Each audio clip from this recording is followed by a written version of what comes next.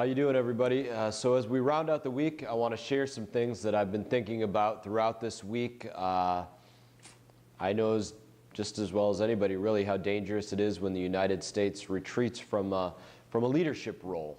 And when we pull back, the world is put on a very dangerous course that does threaten global security. And the injuries of all service members out there, they are a constant reminder. They should be a constant reminder of what radical Islamic terrorists want to do to destroy our very way of life. And America's soldiers and America's law enforcement, they would give their last breath to stop what's happening around the world from happening on our streets. I know that to be a fact, and I've heard it from so many of them every time that I get the chance to speak to them. And that's what this week has been all about on Capitol Hill. It's been passing legislation to keep Americans safe and to prevent terror from coming into our borders.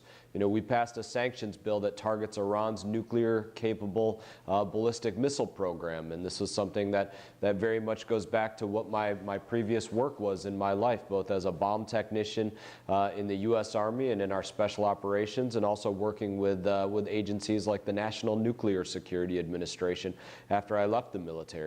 And we have a bill out there that expands sanctions on North Korea and a number of different bills that are targeting Hezbollah. And before I get to those bills, I want to briefly touch on a couple of other things that are going on, that have been going on this week and that are going to be going on over the weekend that have a great deal to do with what's going on in our own backyard. So this past weekend, before I came back up here to Washington, the Everglades Foundation, they hosted an event which included a panel discussion on Everglades restoration efforts and efforts to fix the water issues that are plaguing our district. It was moderated by Michael Williams. I don't know if he put any footage out there of that, but you can actually watch some of the video on my Facebook page from the event. And while some people that I was sitting there with, they were very pessimistic about the issue, I refuse to be pessimistic about that. I'm not going to let it stop me from doing anything and everything that I can do to get to the solutions, to make sure that we bring the solutions to fruition. And no matter how many entrenched DC politicians tell me that it's not going to happen or we won't find the funding or it can't work or any number of different reasons, I'm going to keep fighting for our community and for this issue and to get this project and all of the projects that are related to this brought to completion. This issue is too important to just give in because of failures of the past. And I think there's some very important failures or rather, I think there's some very important successes that are about to come in our future. And, you know, we can do better. And here's why I think we are going to do better. Here's why I tell people that I'm very optimistic. Today, I am flying back home with the other members of one of my subcommittees, the Water Resources and Development Subcommittee, to show them our coastal estuaries, the Kissimmee River, Lake Okeechobee, the Everglades, Florida Bay, everything that has to do with our water issues. That subcommittee, Water Resources and Development, they are coming down, and we are all going down there to work on the next Water Resources and Development Act. This is the federal authorization for our water projects and many other water projects around the entire country. But I can tell you this, the whole of this committee is only making one stop as an entire committee, and that is to our backyard to see what's going on with the water coming out of Lake Okeechobee and going into our coastal estuaries year after year after year, to see what's going on with the water coming down from the north and central Florida and filling up Lake Okeechobee, to see what's going on with that dike restoration on the south end of Lake Okeechobee, to see what's going on with Everglades restoration and why it is that there's a failure to send water into the Everglades, but they'll send water to our backyard where we don't need it, why that water isn't being cleaned. This subcommittee, it's the subcommittee that handles these issues. It's why I asked to be on this subcommittee. And all of the members of this subcommittee are coming down to see our issue so that we can make this a very important part of the next Water Resources and Development Act. And so I think there's a lot of room to be very optimistic about what's going on, especially in this very weekend. Another issue that has really hit home locally has been the opioid crisis. And this week we passed a bill that will target this illicit opioid trafficking called the Interdict Act. This bill, it is the nexus of two important issues. Number one, our failure in border security and drug trafficking. In this bill, it increases the resources that are needed by the U.S. Customs and Border Protection in order to intercept fentanyl, other synthetic opioids, and other narcotics that are pouring into our country illegally. Even though the media continues to ignore what's happening at the border and try to change the focus to, so-called chaos in Washington, this was a big bipartisan win for securing our border. It was a massive bipartisan win for securing our border. And of course, the media still didn't really want to report on it, but that's another conversation.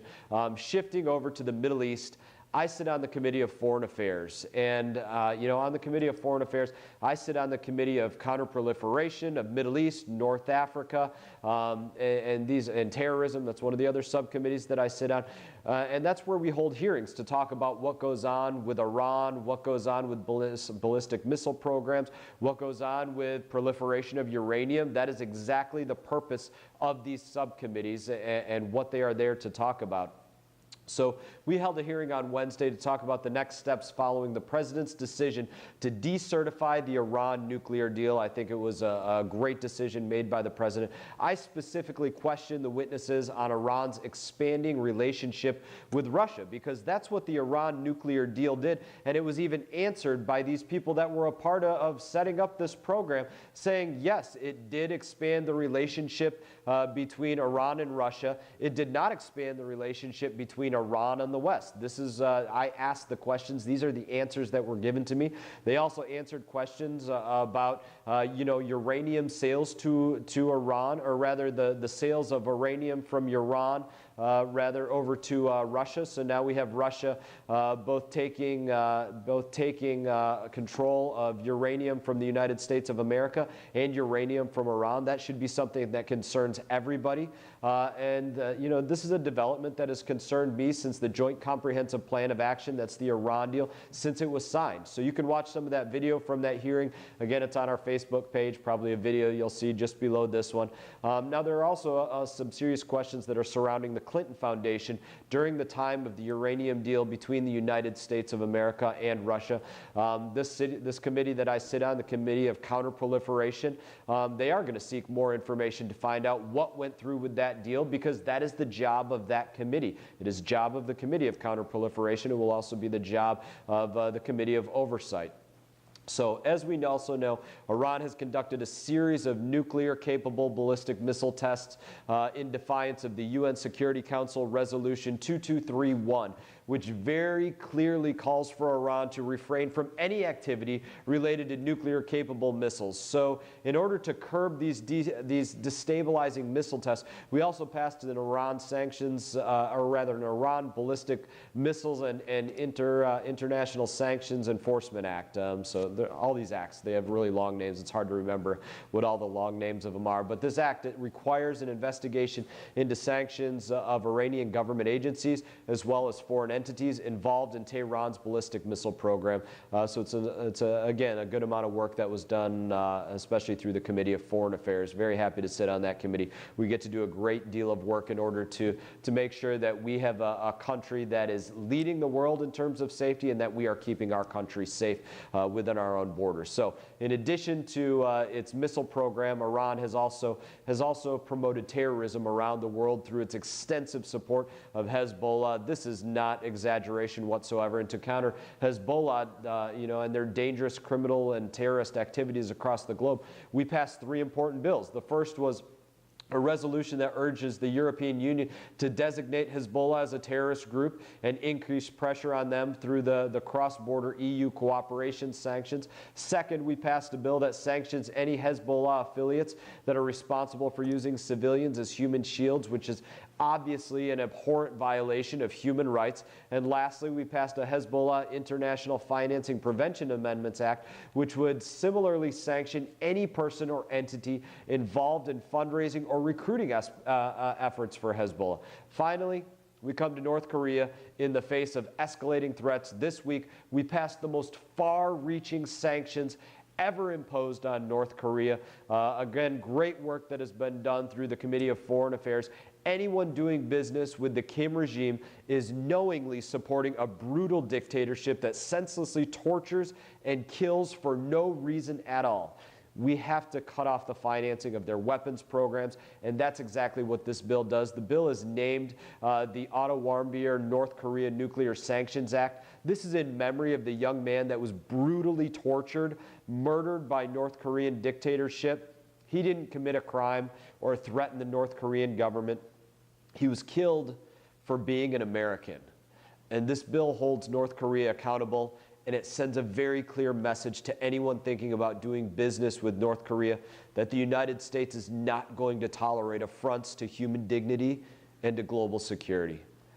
So that's a lot about what's gone on in Washington this week. It's been a busy week. As I said, I am very excited to get back down to Florida with the breadth of those members of my Water Resources and Environment Subcommittee, a subcommittee of transportation and infrastructure. I'm going to show them everything that is affecting our waterways. They are going to leave our backyard knowing exactly what the issue is, and with the same kind of passion that I have to go out there and fight for these projects, to bring them to fruition, bring them to completion. So as always, I look forward to seeing you all around town.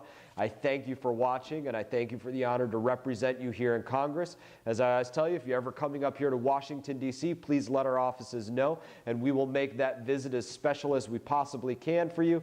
Bring your children out onto the House floor, show them the processes, what goes on here. I hope you have a great rest of your week. Take care.